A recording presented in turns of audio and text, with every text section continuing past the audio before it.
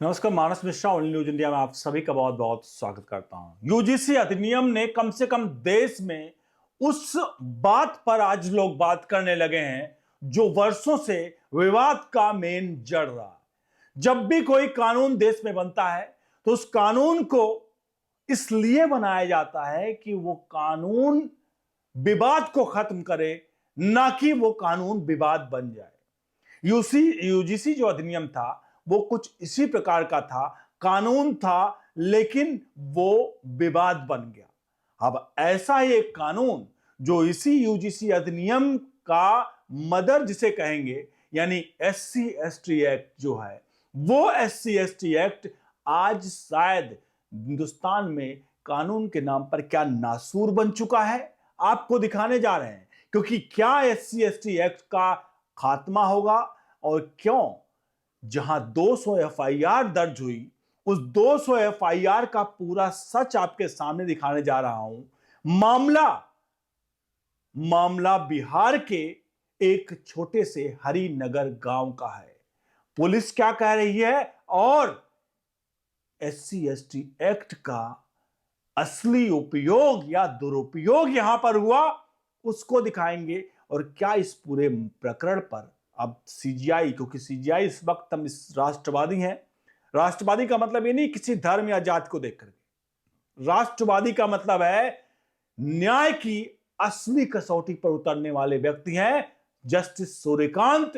तो क्या SC ST act UGC अधिनियम के तहत, जैसा यूजीसी अधिनियम को रोका गया, क्या इस पर भी सेल्फ संज्ञान लिया जाएगा? आपसे अनुरोध है पूरी वीडियो देखिएगा और इस वीडियो को आज आप शेयर जरूर करिएगा, क्योंकि देश में एक ऐसा कानून जिसे कुछ लोग शायद अब काला कानून भी कहने लगे हैं। बहरहाल एससी एसटी एक्ट, क्या उसका दुरुपयोग, सबसे पहले लिए चलते हैं आपको हरिनगर गांव, जहां पुलिस क्या कर रही है, प्रशासन क्या कर रहा है। आपको बता दें सबसे अहम मामला एससी एसटी एक्ट का, जहां एक गांव में, ध्यान दीजिएगा, 31 जनवरी को एक ऐसी घटना घटती है जिस घटना में बाद एफआईआर दर्ज होती है और वहां पर यह कहा जाता है कि यह पूरा मामला एससी एसटी एक्ट का है, जहां ब्राह्मणों ने, जो एससी एसटी एक्ट मतलब एससी एसटी लोग के हैं,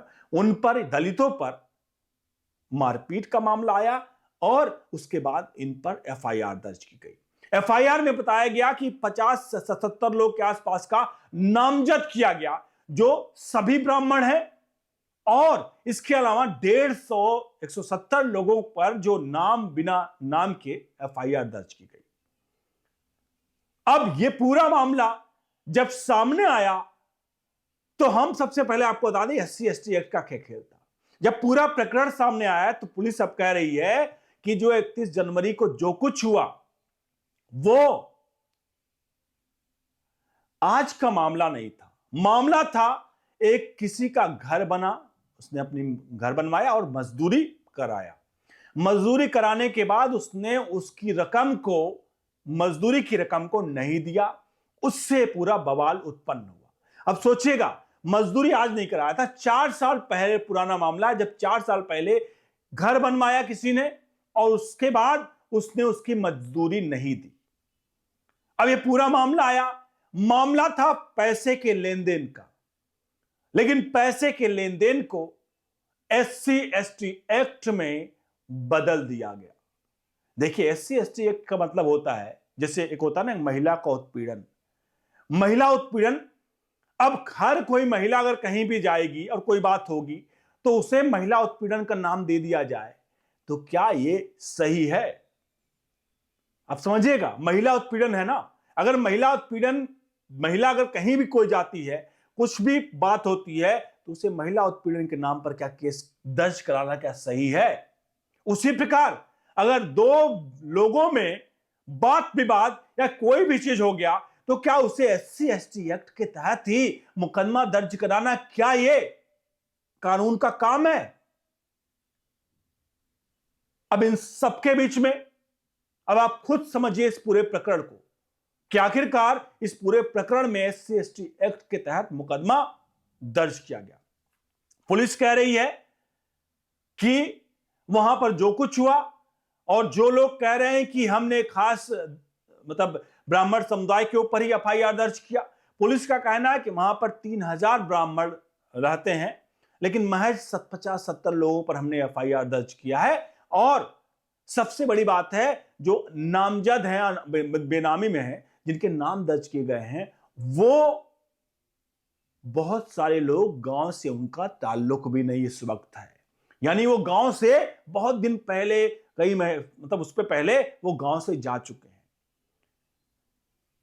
तो गांव से जब जा चुके हैं तो आखिरकार उनका नाम कैसे डाला गया यहां पर, सबसे बड़ा सवाल। और ये पुलिस ये भी कह रही है कि इस पूरे मामले में जो दलित समाज के लोग हैं, वो लोग भी कह रहे हैं जिन लोगों का नाम इसमें डाला गया है वो गलत, कई लोग गलत नाम डाला, उनको नाम को हटाया जाए।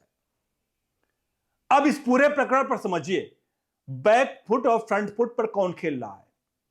अब खबर ऐसी है जहां यह बताया जा रहा है कि पूरा का पूरा गांव इस वक्त भागा हुआ है। जिस तरह की खबर आई, फिलहाल ग्राउंड की रिपोर्ट एक्चुअल क्या है, ये चीजें भी खबरें छन कर आ रही है कि पूरा गांव जो ब्राह्मण है वो घर छोड़कर भागा हुआ है। जैसा कि पुलिस कह रही कि 3,000 ब्राह्मणों का है गांव, तो क्या 3,000 गांव के ब्राह्मण जो हैं वो भागे हुए हैं, ये भी सवाल है। लेकिन सबके बीच में क्या SC/ST एक्ट एक हथियार नहीं बन चुका है? क्या ऐसे एक्ट का उपयोग या दुरुपयोग हमारी पुलिस प्रशासन शायद कर रहा है क्या? क्योंकि दिक्कत बात है, सोचिएगा, कभी भी कोई भी मामला आता है, जब पुलिस के पास जाता है तो पुलिस के जो दो चार वहां पर सलाहकार होते हैं ना, वो सोचते हैं कि अगर कभी कभी ऐसा होता है कि भाई कौन सा केस मजबूत बन जाएगा। देखिए, ध्यान रखिएगा, पॉइंट्स वाली बात समझिए। कानून में किस तरह के हमारे रक्षक लोग हैं, वो ये देखते हैं कि कैसे, उनके वकील भी देखते हैं कैसे कानून ये जो है पूरा मजबूत बन जाएगा। अगर यहां ये सिर्फ एफआईआर दर्ज होती कि भाई 2 गुटों में पैसे को लेकर के मारपीट हुई, क्योंकि एक व्यक्ति ने उनके यहां काम किया और उसका पैसा नहीं दे रहे थे दूसरे व्यक्ति, और इसको लेकर के मारपीट हुई, तो शायद SC/ST एक्ट नहीं लिखा जाता एफआईआर। लेकिन यहां पर SC/ST एक्ट लिखने से यह पूरा मामला एक बहुत ही मजबूत बन गया।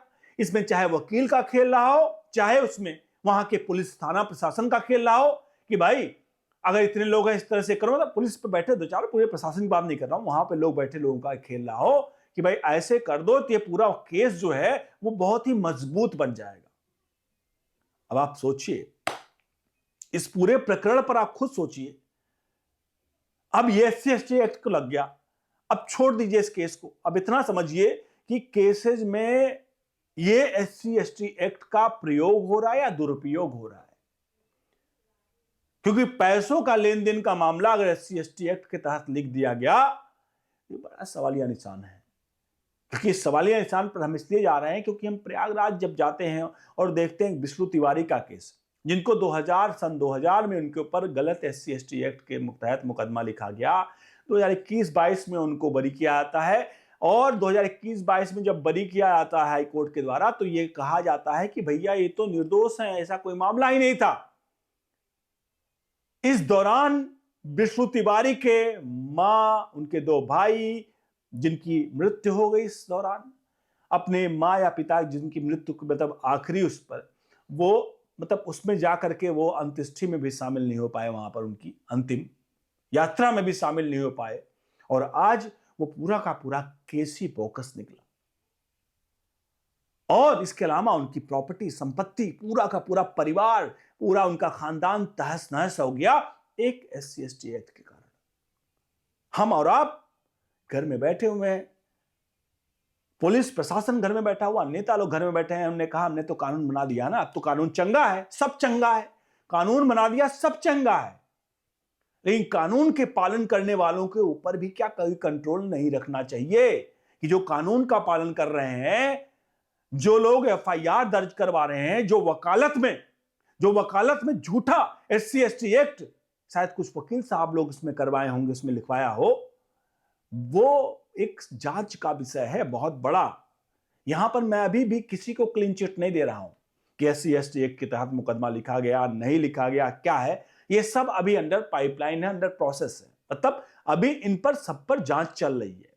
लेकिन सबके बीच में एक ऐसा कानून जिसके प्रयोग से ज्यादा दुरुपयोग हो रहा है, इसका हम एमपी बार एसोसिएशन मतलब एमपी बार काउंसिल का एक रिपोर्ट जो है, बार काउंसिल की रिपोर्ट है, जहां यह पाया गया कि 75% जो केस हैं वो केस फर्जी हैं एससी एसटी केस में।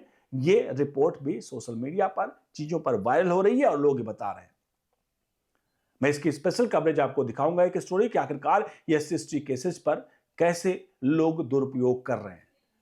तो आखिरकार इस पूरे प्रकरण पर, क्योंकि मामला बड़ा गंभीर है, एससी एसटी एक्ट एक दुरुपयोग करने वाली एक ऐसा हथियार बन चुका है जहां पर लोग प्रयोग से ज्यादा उसका दुरुपयोग कर रहे हैं। अगर ऐसा कोई भी, हमारे जब संविधान लिखा गया था उस वक्त भी यही कहा गया था, अगर कोई भी कानून ऐसा है जो समय के साथ उसकी अब जो है एक्सपायरी आ चुकी है, तो उस कानून में या तो खत्म कर दिया जाए या उस कानून को बदलाव कर दिया जाए।